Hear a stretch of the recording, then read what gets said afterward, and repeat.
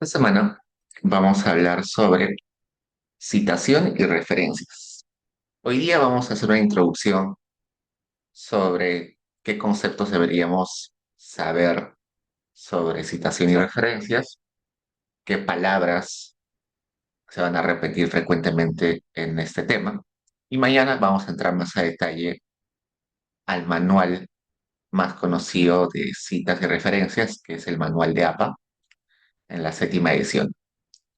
Hoy día solamente va a ser una parte introductoria con algunos ejemplos, pero mañana sí vamos a entrar ya a casos específicos de citación y referencias. Entonces veamos, ¿por qué es importante aprender a citar y a poner referencias de forma correcta en economía y en general en algún texto académico? Porque toda la construcción de nuestro texto no es una construcción de ideas puramente propias que tenemos cada uno de nosotros, sino que el autor se basa en ideas ya previamente mencionadas o escritas, y esas ideas eh, tienen que ser referenciadas, tienen que ser mencionadas quién las hizo, quién las dijo, para que haya credibilidad en lo que estamos diciendo, ¿no? No puedo decir simplemente en el Perú el primer problema económico es tal, sino tengo que basarme en evidencia y a veces me tengo que basar en opiniones o comentarios o en ideas que personas o economistas han dicho en textos anteriores. Entonces, las citas, las referencias nos ayudan a tener credibilidad en lo que estamos escribiendo. Entonces, no solamente es un requisito para que tengamos una buena nota en un texto, sino también es una señal de que estamos utilizando bien, que estamos siendo rigurosos académicamente y eh, estamos siendo correctos en el uso de la propiedad intelectual, porque las ideas también tienen propiedad intelectual. En general, en economía se suele utilizar el formato APA. Sin embargo, hay otras formas de citación y de uso de referencias, pero veamos APA por ahora. ¿Qué es APA? APA es la abreviación de American Psychological Association. Entonces, APA es un conjunto de normas de redacción que aborda el estilo de escritura, la organización, las citas y referencias y la preparación de manuscritos para publicaciones en ciencias sociales, incluyendo economía. Si bien es cierto, ese formato, este conjunto de normas, nace de la psicología, porque es los psicólogos o la asociación de psicólogos los cuales han hecho este manual. Los economistas lo hemos adoptado porque es una forma, una estructura bastante simple, bastante intuitiva, bastante fácil de utilizar a comparación de otras formas de citación. Entonces, los economistas nos hemos acostumbrado a utilizar APA. Sin embargo, hay economistas, hay en otros países departamentos de economía que utilizan otras formas, otros, otros formatos, pero al menos en nuestro contexto eh, es común de que les pidan el formato A. Por ejemplo, hay otro formato que se llama Chicago o el formato de Harvard. Inclusive la Católica tiene su propio manual de citas y referencias que seguro han visto en letras, pero al menos en la Academia General Internacional de Economía utilizamos APA, porque es muy simple, intuitivo, y, digamos, y ya por convención estamos utilizando eso. El formato APA es muy intuitivo, se prefiere en economía porque enfatiza la claridad y concisión.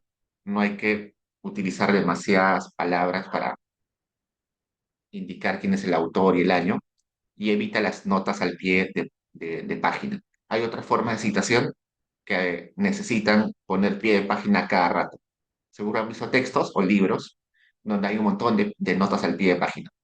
En APA no sucede eso, no es necesario poner tanto pie de página y eso lo hace más fácil de leer.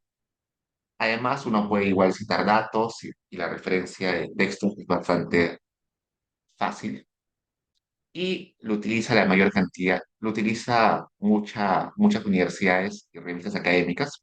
Cuando uno investiga sobre las revistas académicas donde es posible publicar en economía, la gran mayoría, un 70-80%, utiliza el formato O. Entonces, hoy en día ya estamos en el formato o la versión 7 de APA. Esta versión se va actualizando aproximadamente cada 10 años, no es rígido, pero más o menos en promedio cada 10 años se va actualizando las versiones de APA. La primera versión se hizo en 1929 eh, y luego, por ejemplo, en el 52 la segunda, la tercera en el 74, la cuarta en el 94, la quinta en el 2001, la sexta en el 2009 y la última versión, que es la séptima, se publicó en el 2019 y es el que actualmente está vigente.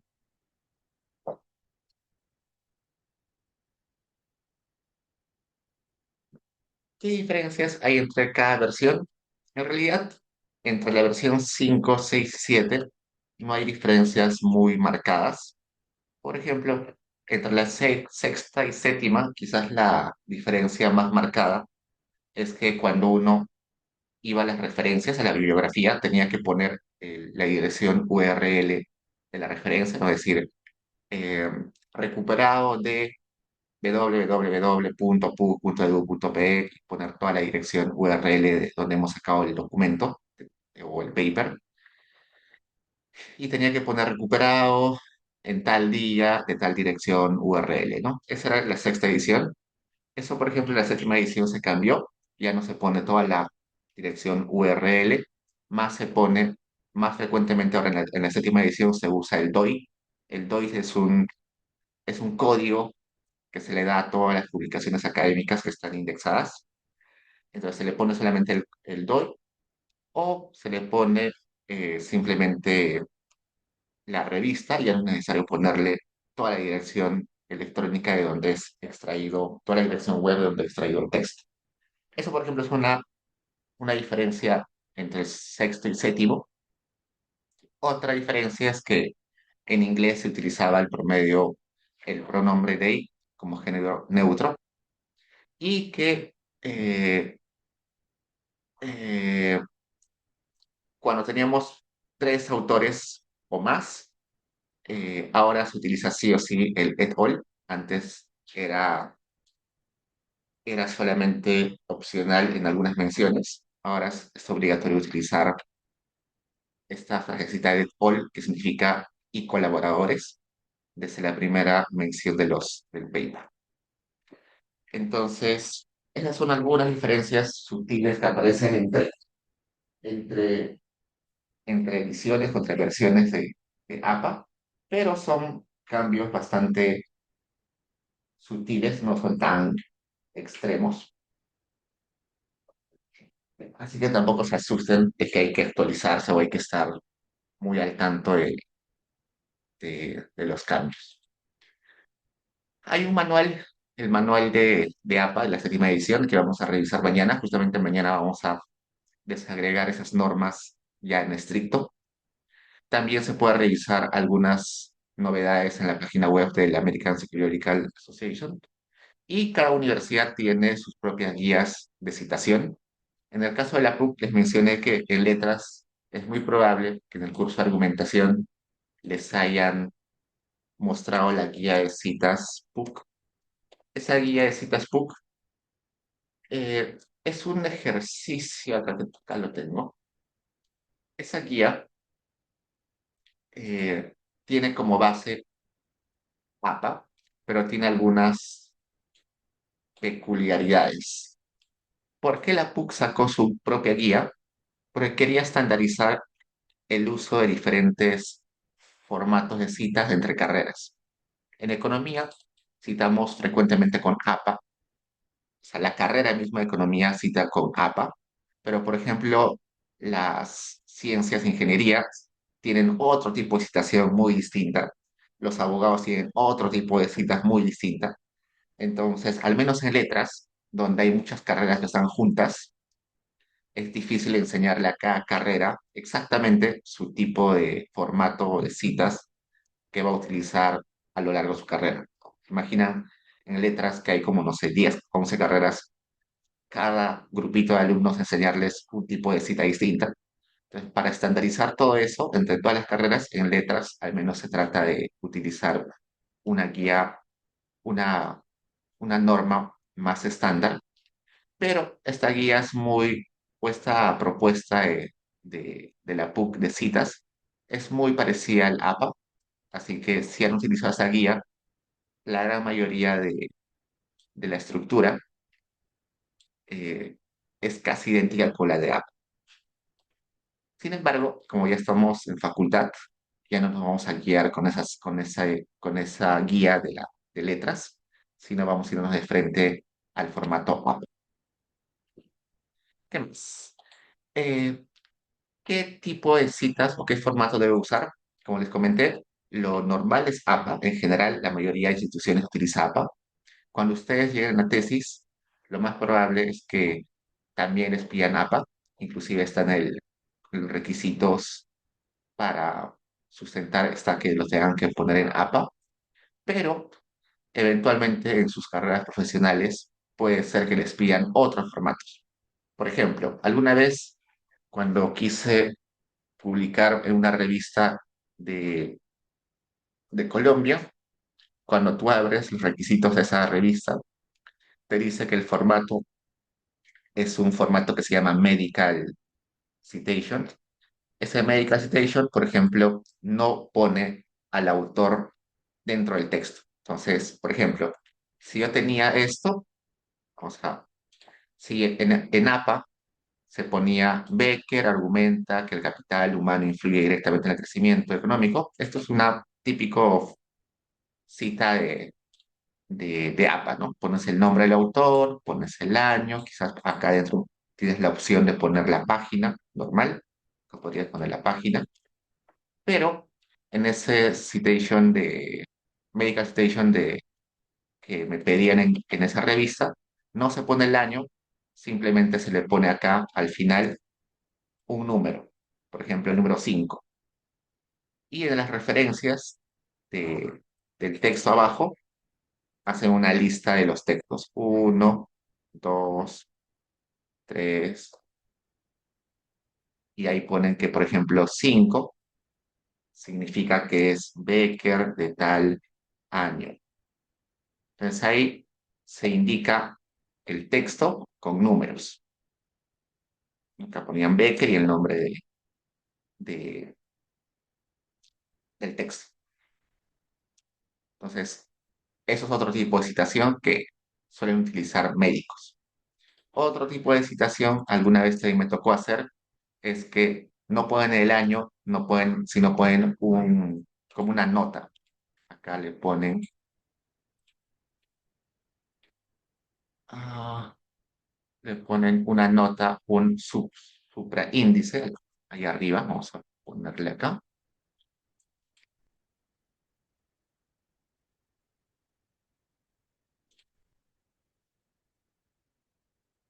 un superíndice le ponen, algo así, un número ahí arriba, y cuando uno ve el número ahí de uno tiene que irse a las referencias para ver que ese uno se refiere a tal paper o a tal texto. Entonces, esos son otros tipos de citas, otro tipo de formatos, que también es válido, pero que depende de la revista o la institución donde se trabaja. Pero al menos para la parte que ustedes van a ver dentro de la universidad en economía, van a tener que utilizar el formato A.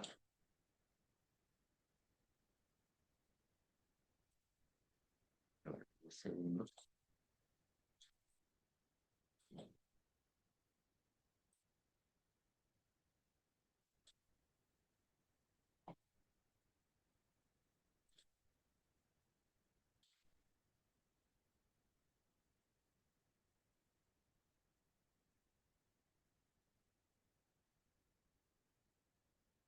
Entonces, algunas cuestiones que nos van a servir para mañana cuando veamos la estructura más detallada de APA es, cuando hablamos de citas directas, vamos a hablar cuando estamos copiando exactamente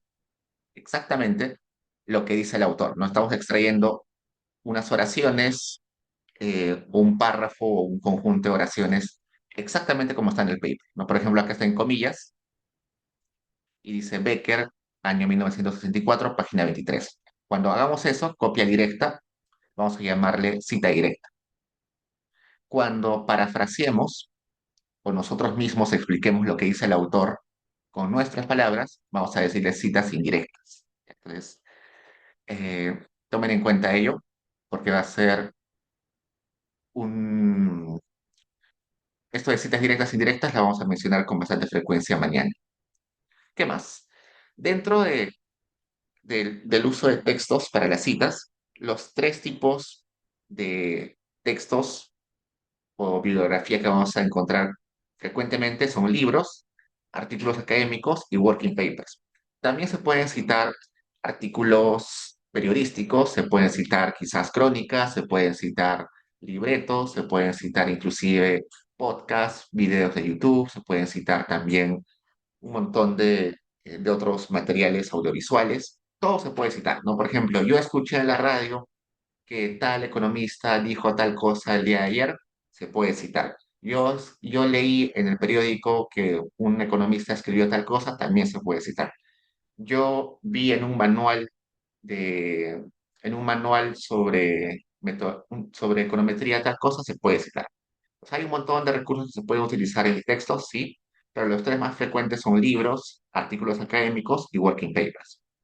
En el caso de libros, vamos a ver mañana que la estructura normalmente es poner el nombre de los autores, el año, el nombre del libro eh, en cursiva y luego la editorial en la cual se ha publicado el libro. En el artículo académico se pone el nombre, el año, el número, perdón, el texto, el título del paper en texto normal y la revista en, en cursiva, el volumen o el número de la revista, en este caso es 98, también en cursiva, y 5 es la, la edición o el segmento dentro del volumen en el cual está, en este caso 5. Y después se puede poner la editorial o el año en cual la editorial o el país o la ciudad donde se ha publicado. Vamos a ver eso en detalle. Y los working papers, normalmente los working papers, que son manuscritos o borradores, no tienen todavía una revista en el cual ha sido publicada, entonces se escriben como si fuera un libro. Si se dan cuenta, acá dice el nombre del autor, el año 2021, y acá está en cursivas, porque se entiende que es un texto que todavía no está asociado a una revista.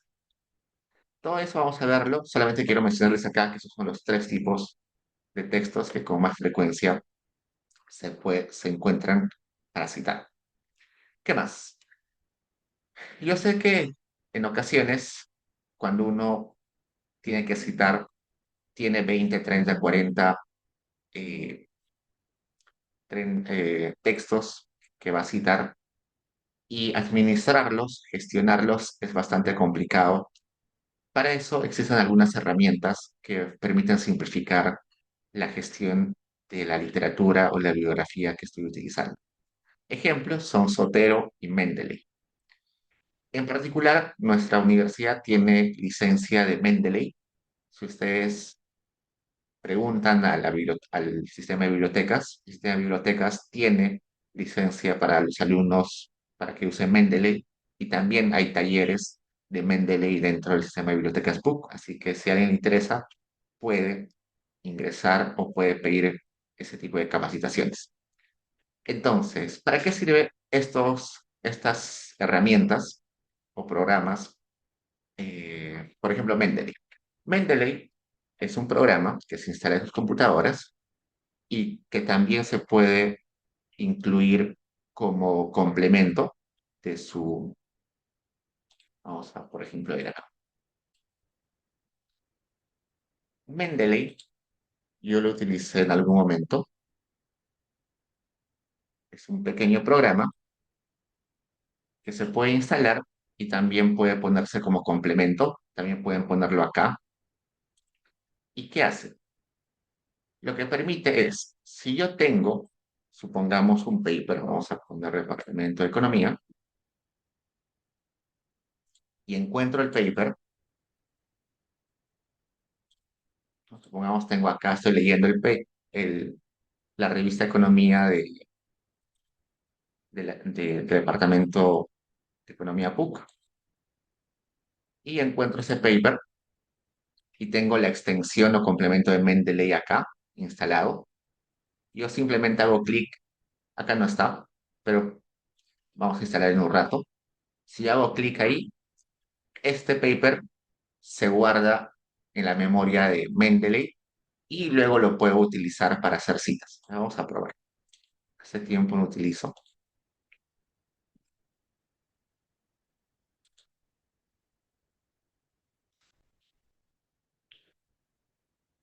Ojo que estas herramientas, estos programas de gestión de bibliografía, son útiles, pero también depende de que uno se acostumbre a ellos. Yo lo utilicé un tiempo, casi un año, pero luego me di cuenta que la mayoría de investigaciones que hago no tenían más de 20, 30 eh, referencias, así que no era tan necesario, al menos en mi práctica, al menos en mi día a día, utilizar Mendeley. Mendeley ya se hace más útil cuando uno tiene 30, 40, 50 referencias que tiene que estar ordenando y recordando, pero si solamente van a utilizar menos de 20 referencias por su trabajo, por su investigación, no es tan recomendable porque lo sobrecarga de, de ordenar sus carpetas o archivos.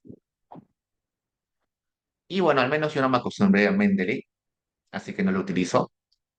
Sin embargo, es bueno que sepan que existe al menos para que ustedes vean si les acopla, se acopla a su día a día. Vamos a instalar.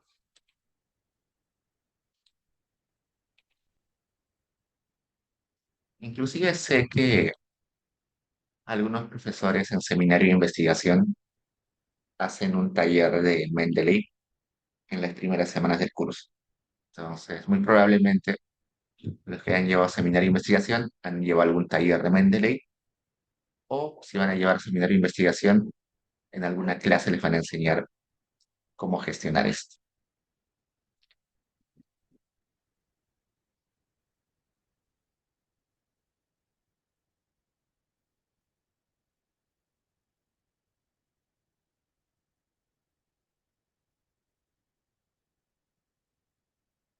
Al igual que Mendeley, mientras va descargando, existe otro que se llama Zotero, muy similar.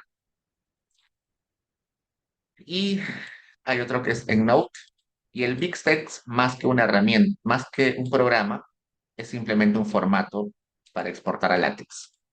Si ustedes van, vamos a entrar a cualquier paper, acá por ejemplo American Economics Review, y entramos a cualquier eh, paper, que estoy abriendo un paper cualquiera,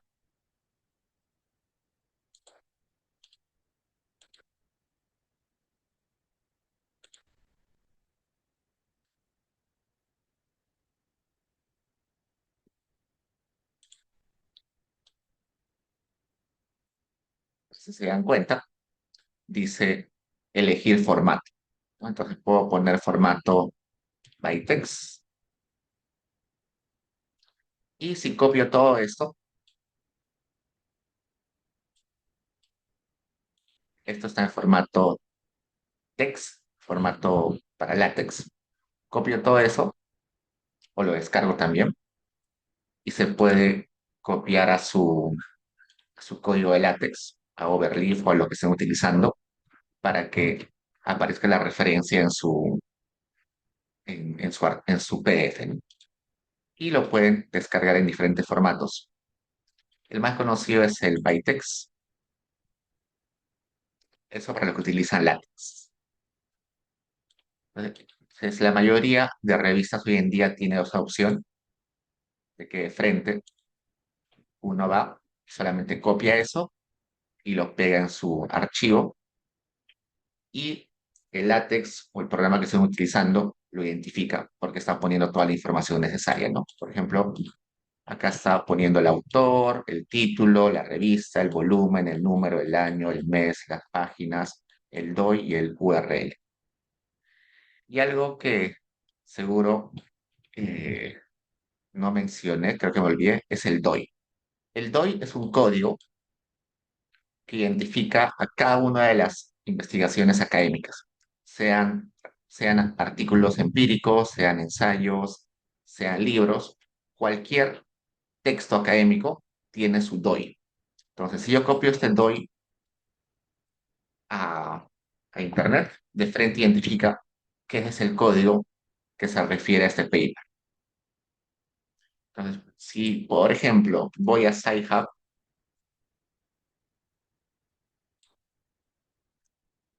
y pongo de frente el DOI acá, SciHub me va a entender que ese DOI se refiere a ese paper. No es como el código único para los artículos académicos o textos académicos.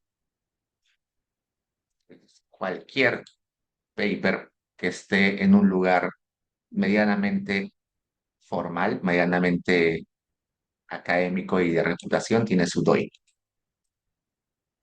Y en la versión de APA 7 se suele poner el DOI. Por ejemplo, acá ya aparece el DOI.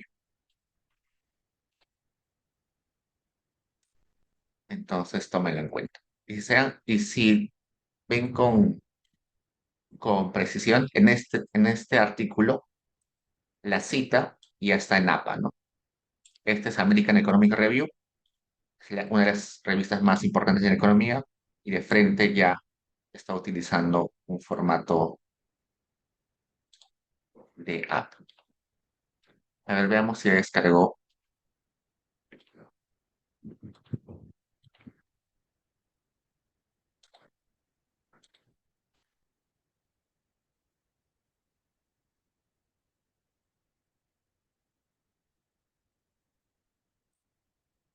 Pues acá estoy descargando Mendeley, pongo terminar.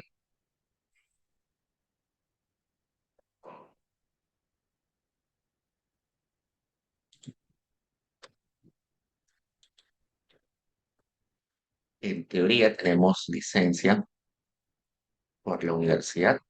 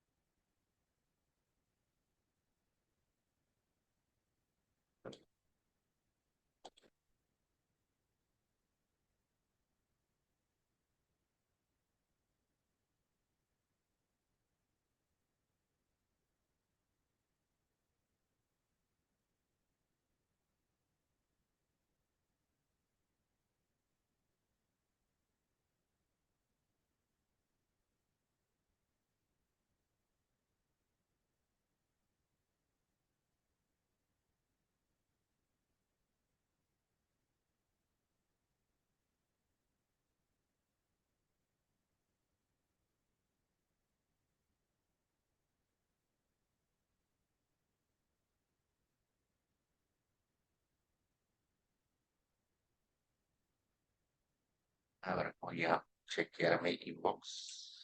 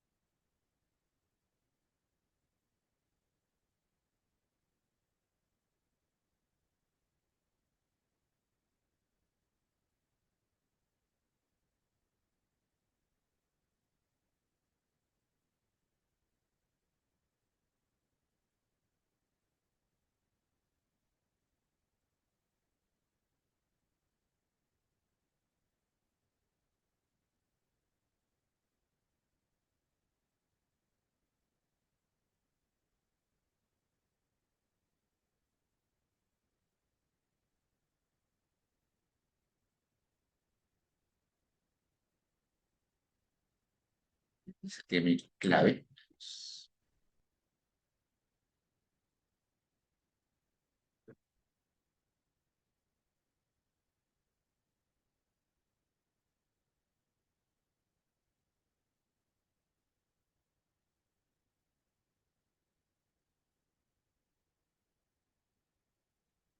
Ya está.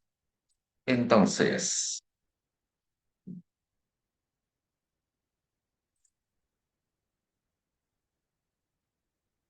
este es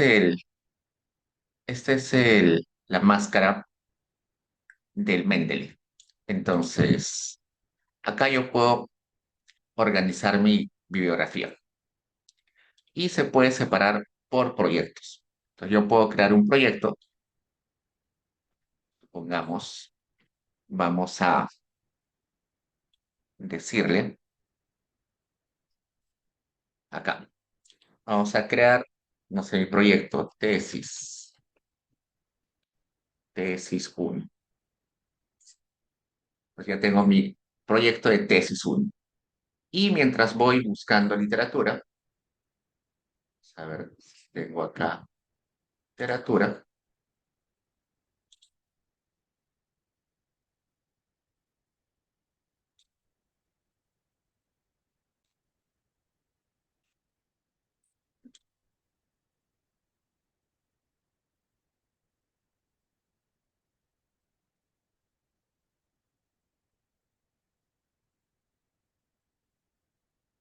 ahora un segundo,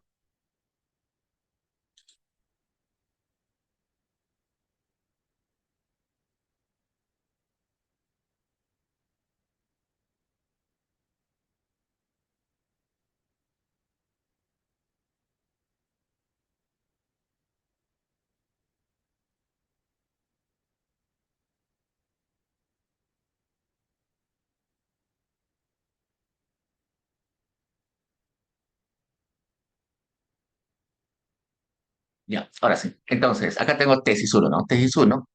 Y supongamos que yo tenía en mi escritorio de mi computadora un paper que voy a utilizar en mis referencias. Entonces pongo acá, agregar referencias, importar file, importar archivo de mi computadora y busco ahí que tengo, que voy a utilizar este paper, lo importo y ya aparece acá. Entonces acá aparece autor, Ulicea Gabriel, año 2018, título, informalidad, firmas, informalidad y crecimiento, American Economic Review, agregado tal, y acá puedo descargar el archivo. Entonces acá voy agregando, vamos a agregar otro. Acá quizás tengo otro, otro paper. Acá no lo identifica del todo bien, lo puedo editar después. Me dice que no he identificado el autor ni el año. Probablemente ese texto que estoy importando no esté bien organizado, pero yo igual puedo ponerle el autor y todo eso. Abramos ese texto.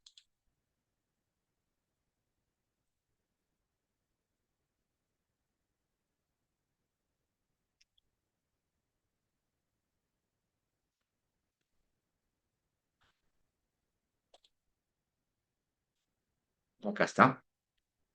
Parece que es un working paper, o bueno, es una tesis de maestría. Entonces, como no es una tesis de maestría, no es en realidad un artículo que está indexado a una revista, así que por eso no ha identificado del todo bien sus características, su nombre, su año de publicación.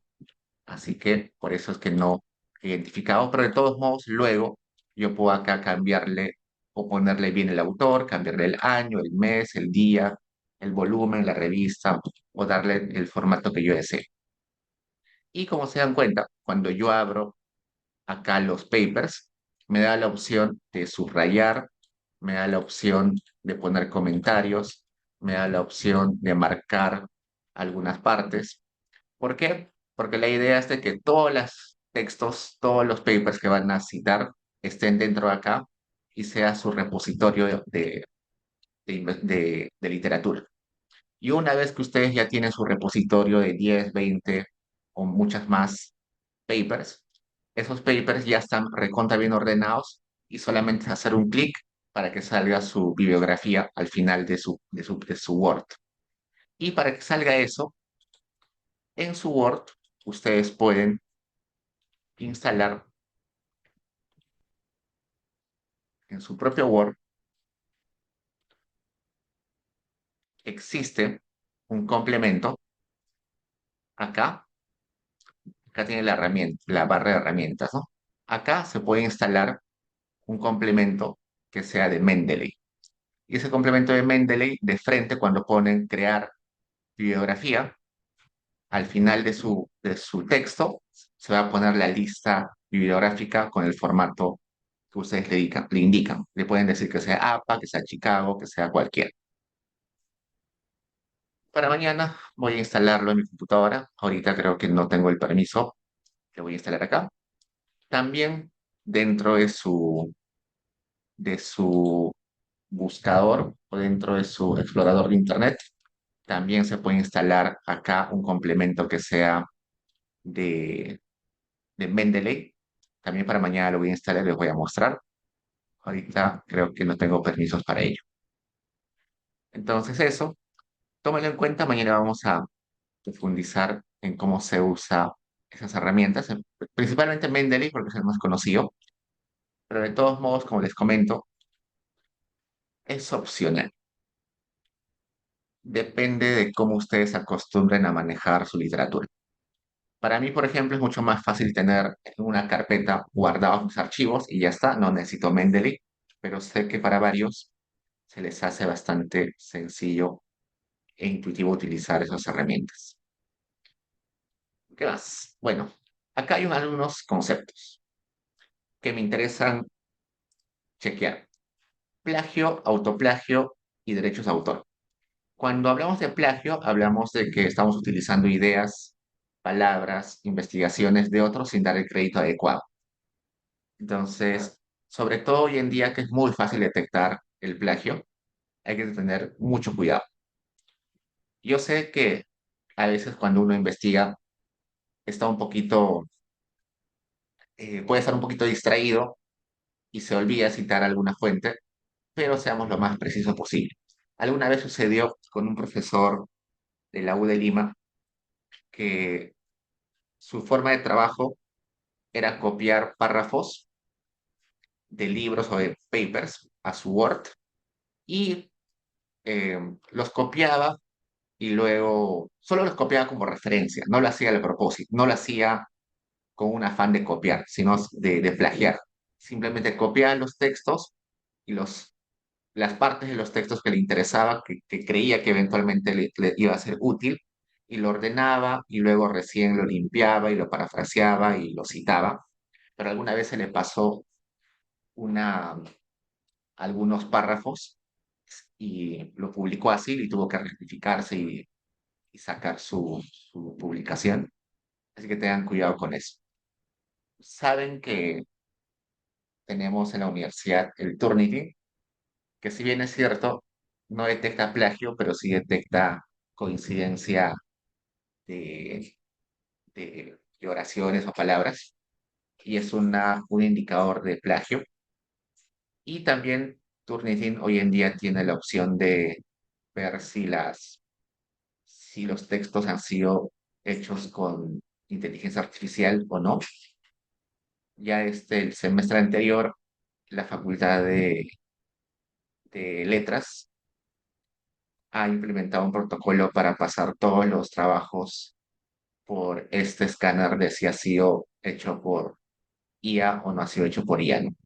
Inclusive se ha quitado, ustedes recuerdan que en letras hay ese concurso de trabajos de investigación académica, donde se premia a los mejores trabajos de cada semestre.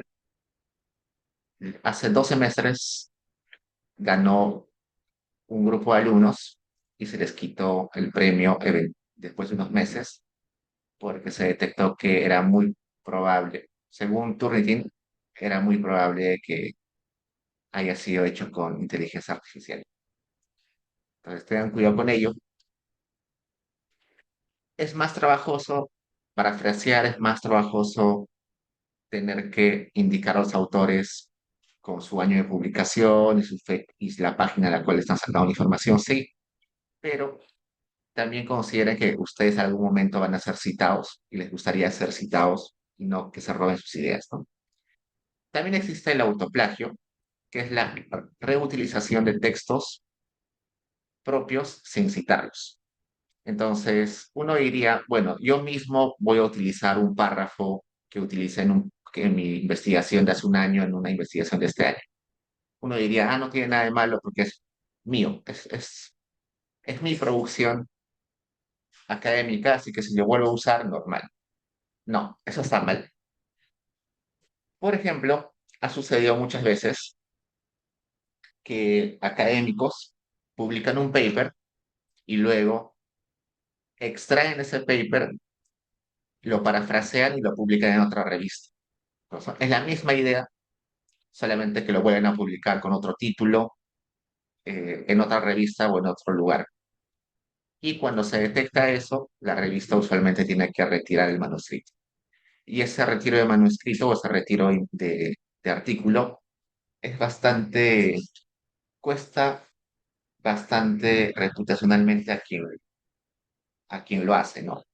Así que tengan cuidado con eso porque queda como una marca en Internet de que tu artículo ha sido retirado por alguna mala práctica de plagio o autoplagio. Entonces, por ejemplo, acá dice, un ejemplo de plagio, ¿no? Dice, el desarrollo económico depende en gran medida del capital humano y la inversión en educación. Aunque esta afirmación suene bastante obvia o bastante intuitiva, el desarrollo económico depende en gran medida del capital humano y la inversión en educación. ¿No? Suena como una opinión que cualquiera podría tener. En realidad, esa, esa afirmación corresponde a una teoría que ha sido planteada hace muchas décadas por Becker, que es un economista muy citado en teoría laboral. Entonces, debería poner y decir, el desarrollo económico depende en gran medida del capital humano y la inversión en educación, y eso lo mencionó en algún momento Becker en 1964. Los errores más comunes que suelen aparecer en las citas es no incluir todas las referencias. A veces citamos solamente a los autores más conocidos y nos olvidamos de uno que otro que también hemos utilizado. A veces también mezclamos diferentes estilos de citas. Estamos citando en formato APA y luego nos pasamos a formato Chicago. Así que no chequen siempre que estén con el mismo formato de citas. También otro error común es citar incompleto o simplemente citar sin indicar la página o el nombre del autor o el título, o a veces no ponemos todos los nombres de los autores. Eso es común, ¿no? Por ejemplo, cuando hay tres autores, uno pone solamente el primer autor, el segundo autor y se olvida del tercero, o son dos autores y solamente cita el más conocido. Entonces traten de citar siempre a todos. Ustedes van a encontrar que hay una versión de la guía APA, que lo voy a subir a Paideia, que es esta guía que es publicada por el mismo Asociación de Psicología. Y esta guía APA la vamos a desagregar mañana. En particular vamos a desagregarla y explicarla en esta parte que dice, pero esta parte que dice citas y esta que dice referencias. La parte de acá arriba no la vamos a, todo esto que está seleccionado acá, no lo vamos a ver mucho. Nos vamos a enfocar en la parte que dice citas y referencias. ¿Por qué?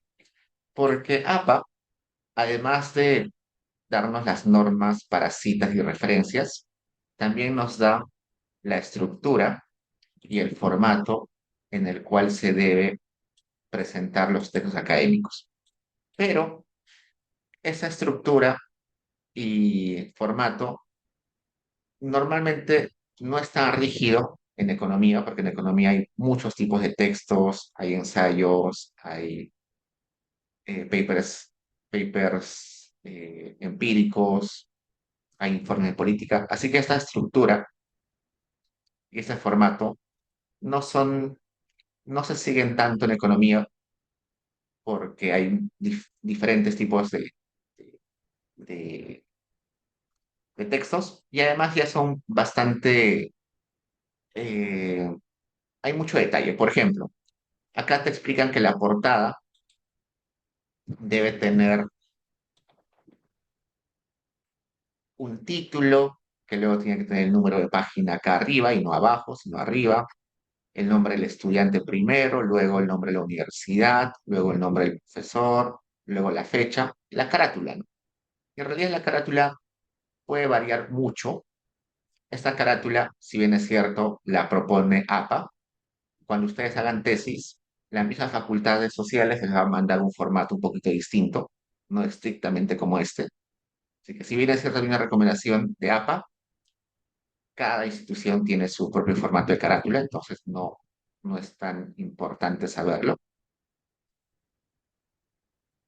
Y vamos a bajar para ver otros ejemplos.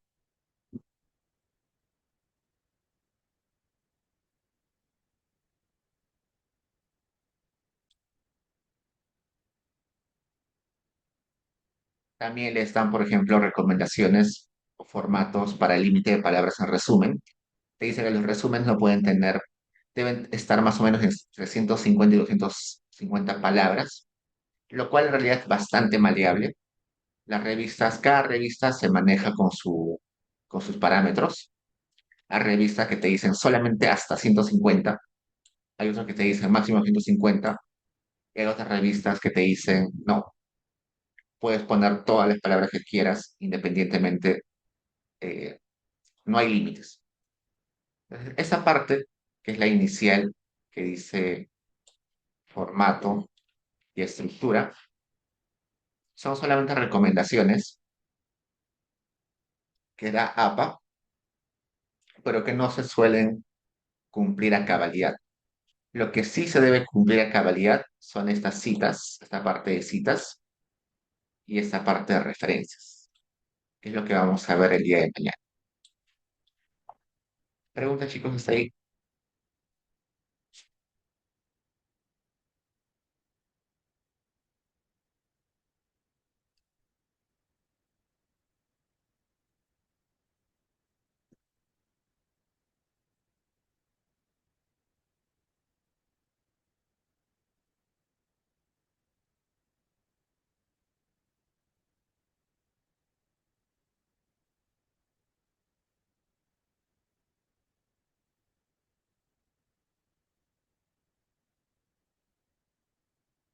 Acá Diego me pregunta, ¿va a haber una portada? No, puedo utilizar cualquier portada o carátula que ustedes quieran. Lo que se va a calificar en la evaluación final es el texto,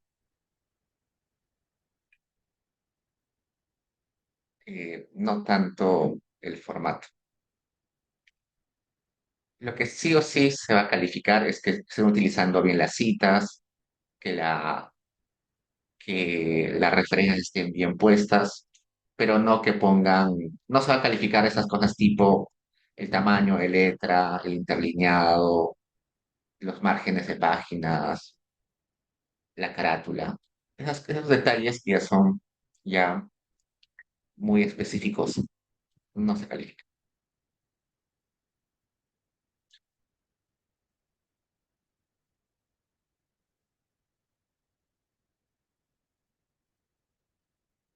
Acá Manuel pregunta si hago un texto, si tienes que incluir todo. Les comenté que el texto empírico para el trabajo final solamente es recomendable si ya tienen algún avance de otro curso o algún avance de tesis. Entonces, deberían poner al menos un resultado preliminar, eh, que hayan sacado, ¿no? Al menos una regresión, algo así. Si no pueden llegar hasta ahí, que es comprensible, pueden modificar ese texto para que sea una revisión de literatura o o un ensayo argumentativo, ¿no? Pueden utilizar ese material para hacer un texto de tipo revisión de literatura o algo que les diga. Pero si están eligiendo el artículo empírico, sí deberían tener al menos un resultado preliminar.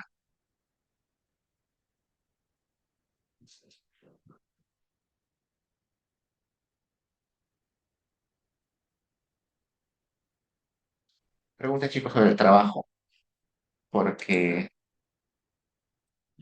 ya somos 26, quedaría una semana para la entrega final. También voy a consultar con la facultad, porque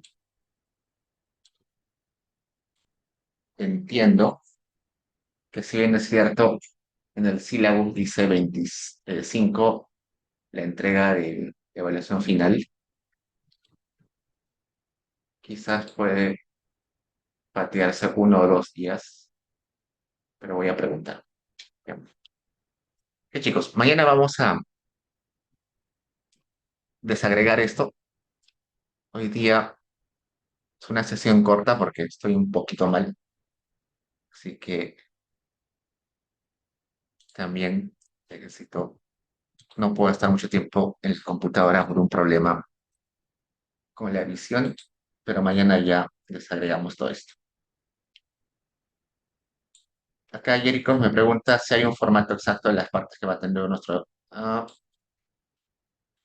Cuando vimos el tema de los 4 tipos de textos, vimos que había una estructura mínima para cada uno de los 4 tipos de texto.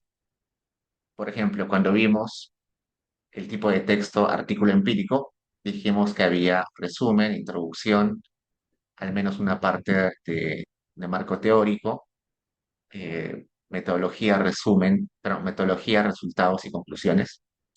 Cuando vimos el tipo de texto que era ensayo argumentativo, vimos que había una introducción, había un cuerpo y había conclusiones. Cuando vimos informe de política, vimos que había un resumen ejecutivo, que no es lo mismo que un resumen, sino es un resumen ejecutivo mucho más amplio. Había una discusión del tema, había un análisis de las, de las, de la situación actual y así había otras partes, ¿no?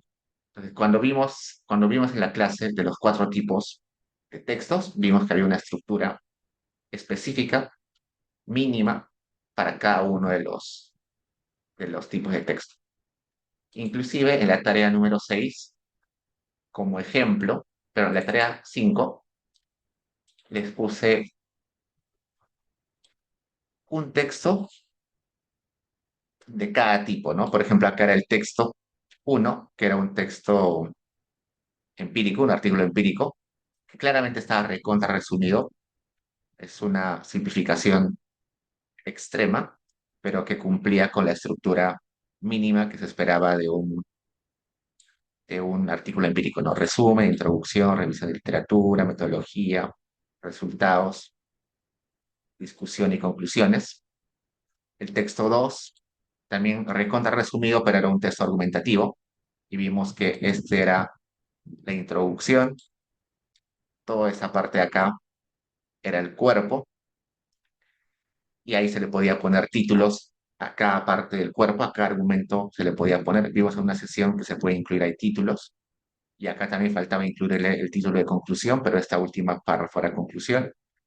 En ese texto 3 que era un informe de política, pero recontra reducido, había un resumen ejecutivo, había una introducción, había un diagnóstico del problema, había un análisis de política actual, recomendaciones de política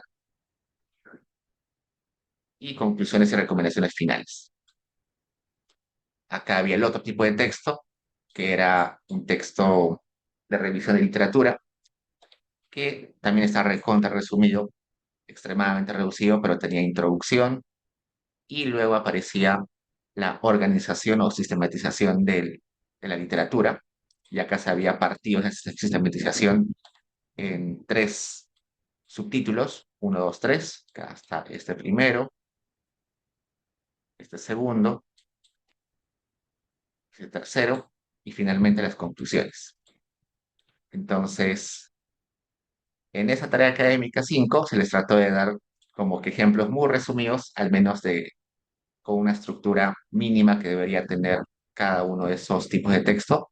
Y también en las sesiones anteriores vimos las secciones o las partes que tenía los textos, o sea, los cuatro tipos de textos.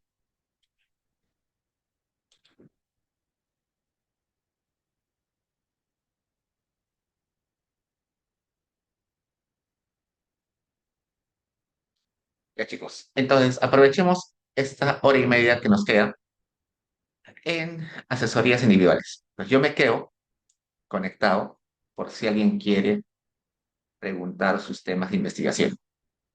Entonces, si tienen quizás algún avance por ahí, quieren comentar alguna idea, quieren verificar si lo que están haciendo está bien, me quedo.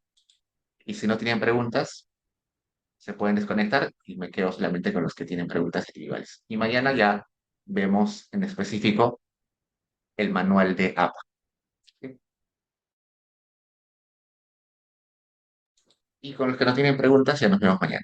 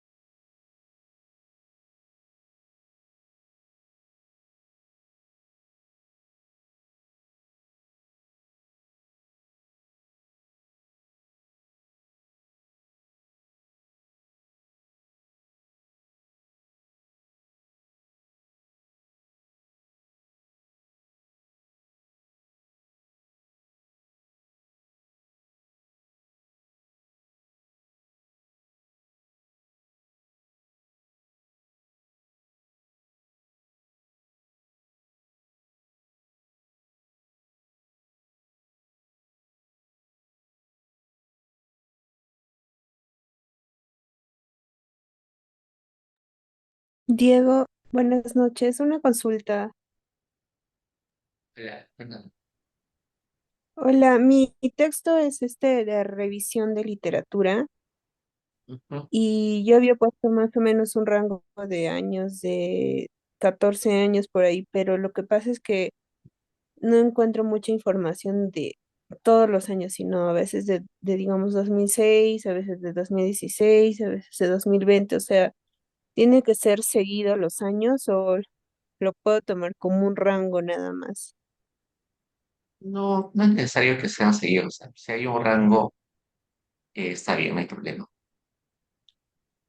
Si a veces algunos temas Ya. suelen no tener literatura así tan concreto o corrido. No hay problema. Ujú. Y una duda más, yo estoy haciendo la informalidad laboral y implicancias en la tributación. Mm. Y hay algunos textos que sí lo encuentro así tal cual, no tal cual, pero que abarcan esos dos temas, pero hay algunos que solo encuentro de un tema, digamos, informalidad laboral. Y, o sea, ¿puedo usar o tiene que ser tal cual las dos variables que tengo? Depende. Sí, en algunos casos es necesario, quizás en algunas partes, conceptualizar. O sea, lo ideal es que sea textos que aborden los dos al mismo tiempo, pero eh, si crees que algún texto que solo aborde uno de los temas sirve para contextualizar, para poner definiciones, eh, para inclusive demostrar que hay ese vacío de la literatura que no conectan, sí también puede ser. Porque al fin y al cabo lo que pasa, quizás lo que vas a encontrar es que hay muy poca investigación de ambos temas, ¿no? Solamente hay solamente de un lado o solamente del otro lado, pero quizás no conectados. Entonces, quizás sí, sí puede ser. Ah, ya. Y una última duda, o sea, yo lo estaba poniendo como tú me habías brindado una estructura de la revisión de literatura, pero yo lo estoy haciendo como de cada autor que estoy revisando, o sea, un resumen total, no lo estoy haciendo como un resumen grande, no sé si se me entiende. O Ah, sea, sí, como, también es un... digamos, tal autor, yo lo estructuro como una microestructura, algo así. O sea, hago su introducción, sus hallazgos, sus métodos y sus conclusiones de, digamos, del Banco Central. Y luego encuentro de Grade, por ejemplo, y también hago introducción, conclusiones, no, método y conclusiones, algo así, pero también vale o tengo que hacerlo como También eh, es... todo de... También puede ser también con lo que estás haciendo, pero después de hacer esos resúmenes de cada uno de ellos, sería conveniente hacer un párrafo donde discutas en qué están de acuerdo, qué comparten todos ellos, ¿no? Como que una evaluación de, de conjunto, ¿no? Hacer que discutir o sacar lo común entre todos ellos.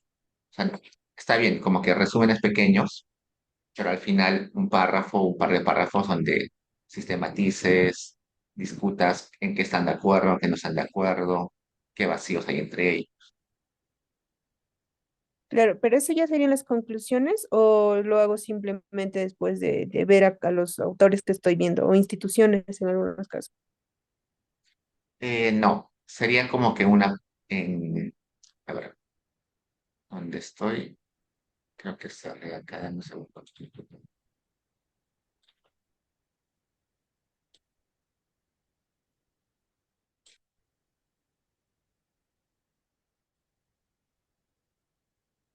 Sería como una sección que diga, o sea, por ejemplo, acá estás poniendo todos los resúmenes como una sección que diga discusión de la literatura actual, ¿no? O de la investigación actual. Ujú. Y ahí escribes que encuentras que tales autores están de acuerdo, que tales autores van por el mismo camino, utilizan las mismas metodologías, hay otro grupo de autores que se va por otro lado, con otro enfoque, con otro tipo de metodologías, ¿no? Como que hacer una discusión entre todo lo que dicen los autores. Y esa sección sí sería como que un poquito extensa y en conclusiones ya solamente resumen, ¿no? Porque recuerda que las conclusiones rara vez son más de media página o tres cuartos de página. Entonces, esa discusión va a ser quizás un poco más larga. No, no va a entrar en una conclusión. Es raro que encuentres una conclusión de más de tres cuartos de página. Ah, entiendo. Entonces, la conclusión va a ser súper breve, pero lo que yo voy a aportar en la discusión de literatura va a ser como Ujú. un resumen ya de todo. Ajá, claro, una discusión de todo lo que has encontrado. Ya, ya, Diego, gracias. Diego, una pregunta, o sea, entonces en los resúmenes que yo estoy haciendo de mis autores, o sea, casi todo lo estoy parafraseando, lo estoy resumiendo, o sea, claro, tengo que citar, pero no tengo que hacer mucho un aporte porque, o sea, casi es como un resumen, tú me habías indicado eso, pero eso no te había entendido muy bien. No te entendí. O sea, más o menos yo estoy haciendo como un resumen del texto, no estoy haciendo casi un aporte. Por eso no entendía en qué momento tengo que hacer el aporte. O sea, en la Ah, discusión ya puedo poner todo el aporte como tal está pasando acá, metodología. tu eh, aporte es sistematizar, encontrar qué comparten los autores y qué vacíos hay en la literatura, ¿no? Ese es tu aporte. en la Y en esa discusión ya, discusión ¿verdad? lo vas a plantear. ¿Mm? Ah, ok, ya. Gracias. Ponemos- Profe, una consulta. Aún no sube las notas de la tarea académica 2, ¿no? La que tenía dos partes. Sí. Ah, no, sí, sí, ya subí. Ah, soy el alumno que me dijo que me iba a dar una oportunidad de mandar la parte uno que no mandé. Ah, sí, todavía no actualicé, creo. Genial, genial, genial. Está bien, como vi la De todos misma modos, nota. reenvíame ese correo, tal vez se me pasó. Reenvíamelo por si acaso. Ya, profe, ya. Yo le había respondido a su cadena de correos sobre eso, pero lo voy a reenviar. Así ya se me pasó seguro. Ya, profe, gracias. Yo una pregunta. En el, Me acuerdo que en la tarea académica 4, que era más o menos un resumen del trabajo que íbamos a hacer final, Ujú. me comentaste que en la metodología me faltaba definir, perdón, controlar las variables externas al modelo econométrico. Ah, ¿A qué te sí, referías pero con bueno, eso? si no logras incluir más variables, normal. O sea, no, eso ya escapa un poquito de este curso. Pero con tal de que tengas un método y puedas presentar alguna regresión simple, suficiente. No, no, esa discusión ya de las variables ya te puede servir luego ya para, si ya quieres presentar esa investigación para tesis o algo así. Pero por Claro, el lo que momento pasa, no, no, no lo tomes en cuenta. vale. Lo que pasa es que yo avancé hasta, yo ya hice tesis uno y avancé hasta metodología, porque todavía no llevaba econometría intermedia. Y como recién lo llevé el ciclo pasado contigo, Ajá. justo el otro ciclo quería llevar tesis 2 y ahorita quería avanzar un poco el texto empírico, pero no sabría muy bien, o sea, aún cómo implementar Logit y tal a mi base de Ah, datos. bueno. Ah, ya. Entonces sí, puedes presentarlo hasta metodología, sí, no hay problema. Pero en O alguna puedo parte presentar pon también, qué es lo que esperas encontrar. O claro, sea, luego metodología, en lugar de resultados, puedes poner una sección de posibles resultados. ¿Qué es lo que esperas encontrar? claro. O podría presentar tal vez por MCO Sí, o sí, no. también sería, sí, suficiente con una regresión simple, no hay problema. Con Vale, MSO nomás. está bien, vale, está bien. Gracias a Dios.